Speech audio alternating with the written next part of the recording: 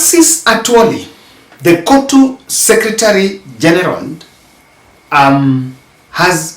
was the first as a new leader to cross over and establish a working relationship with William Ruto after the last general election. And actually, he swore allegiance to William Ruto's side and has been a man that has been supporting William Ruto through thick and thin. So today I saw this story and I want us to look at this story. That KOTU SG Atwoli and 4 other chief executive officers, CEOs, failed to attend a meeting convened by Labour Cabinet Secretary Florence Bori, scheduled for Thursday. I just want us to get this because I want to read this article so that we really get the gist of what happened. The meeting was supposed to be held in the office of the CS, and it was aimed at addressing the concerns over the minimum wage policy for private security officers that has elicited debate in the past 2 months. These private security officers were actually, there was an event for them, some launching that happened in Nairobi today. I think that in some Nairobi, I think Uhuru Park today, if I'm not, was it Uhuru Park or someplace, I'm not yet sure where. Then, an invitation, the CS sent an invitation to Atwoli, Federation of Kenya Employers, FKE, the CEO of KE, Jacqueline Mugo. And I want you to look at these fellows because this is going to make us understand what exactly is happening here. Atwoli is KOTU. There is Federation of Kenya Employers, FKE, CEO Jacqueline Mugo. Private Security Regulatory Authority, CEO Fazul Mohammed. And Chairman of Private Security Regulatory Authority, that is the Fazul Mohammed. I want to get some other people. I just want to get the caliber of people that were invited. Others included the Kenya National Private Policy Workers Union, Secretary General Isaac Andabwa, and Security Services Managing Director Annette Kimitrei, Kenya Security Industry Association Chief CEO and Chairman Cosmas Mutava. Those were the I read that part because I wanted to see the caliber of people that were invited for that meeting. Reports indicated that the stakeholders, all of them, the stakeholders failed to attend the meeting owing to the short notice as the invitation was sent a day before the scheduled meeting. So Atwoli and all those CEOs that I've just mentioned to you, they told the CS that they're not going to attend because of late notice, which from where I'm seated, that is not a lame excuse, but just a big excuse. It's not lame, but it's a very big excuse. It is not a coincidence that all of them are complaining of late notice. Is it a coincidence that wote wanasema umepeana notice late, so we are not going? And there is something going on, clear point that they're just avoiding that meeting with the Labour CS. Boris' effort, the Labour CS, to convene the meeting, came amid gathering by private security guards slated for Uhuru Park in Nairobi on Saturday for mass registration and issuance of guard force numbers. So that was to happen on Thursday because of this event that happened today. And maybe I can get a couple of some speeches for you from that event that happened today. So this was the discussion of the day. So it was supposed to prepare for this. Ya kwamba tumeongea, tumekubaliana na Director General ya kwamba you are the right resource. The right resource. Jana tuliongea ya kwamba ile mawe Daudi alitumia kupiga Goliath haikutafutwa mali ingine, ilitolewa mali hapo hapo. So ile mawe ni nyinyi sasa ambao tunahitaji kuungana pamoja, tufanye kazi pamoja ili tupate ushirikiano ya ulinzi njema katika jiji ya Nairobi. And we've agreed again with the Director General ya kwamba na our governor also, today we discussed, tukakubaliana ya kwamba with the blessings of our Inspector General ya kwamba tutakutanisha kazi zetu. Nyinyi ni nyumba moja, sisi ni nyumba 10. Kwa hivyo 1 na 10 inakuwa 10 na mo. Unaweza divide by 2. Unaweza divide by 2. Kwa hivyo kumaanisha tukishikanisha hakuna mtu atatugawa katikati. Ni kusema security ya kila mahali kutakuwa na mtu ambayo anaajibika. Na huyo mmoja ataajibika ni kwamba yule officer wa polisi yuko pale atambue ule security officer yuko mahali pale. Officer zangu tuko pamoja. Tunakubaliana hivyo ya kwamba ushirika wenu na ushirika wetu ndio itatupea matokeo mazuri kuanzia leo, na nimekubali kwamba baada ya Ramadhan na hii Pasaka ambayo tuko nayo, tutaketi na viongozi wenu pamoja na viongozi wangu wa polisi Nairobi, tuanzishe mwanzo mpya ya kuweza kupolice the city of Nairobi. Naamini hakuna snatcher, hakuna maga anafanya hiyo kazi bila kuonekana na askari ya ulinzi hapa town. Ni kweli ama sio kweli? Kwa hivyo kuanzia mbele hii ambayo tunaenda, nyinyi mtaajibika kufanya kazi na sisi.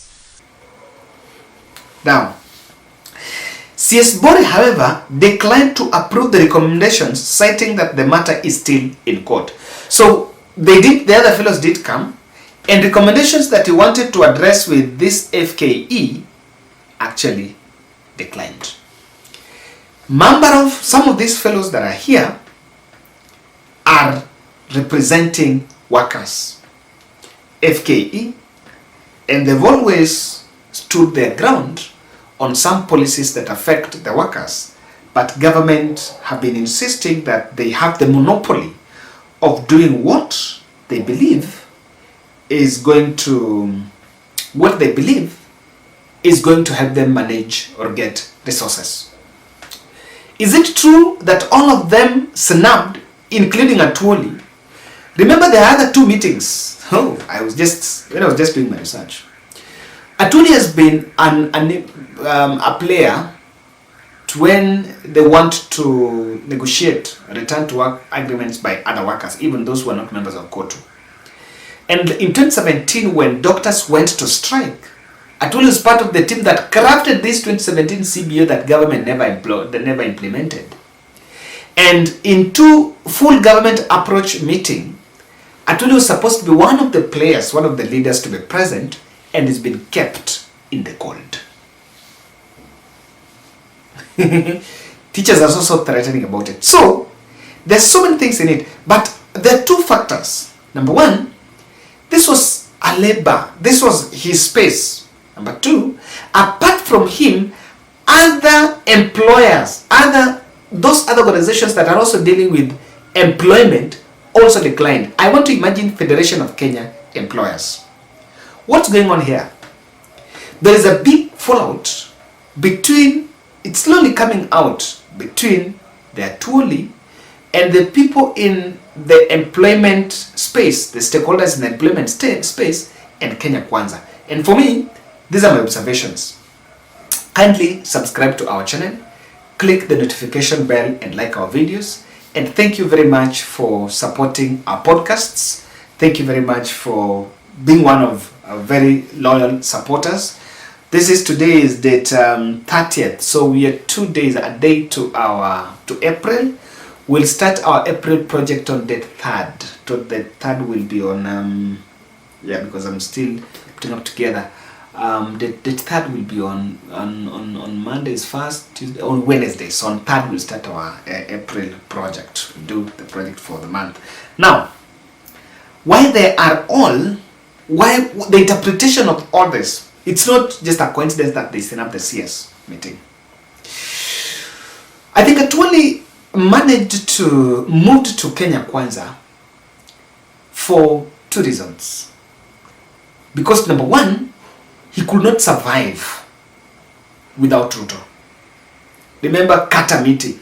He had done a very vigorous campaign against William Ruto. And he feared that Ruto could do something to him if he doesn't support William Ruto.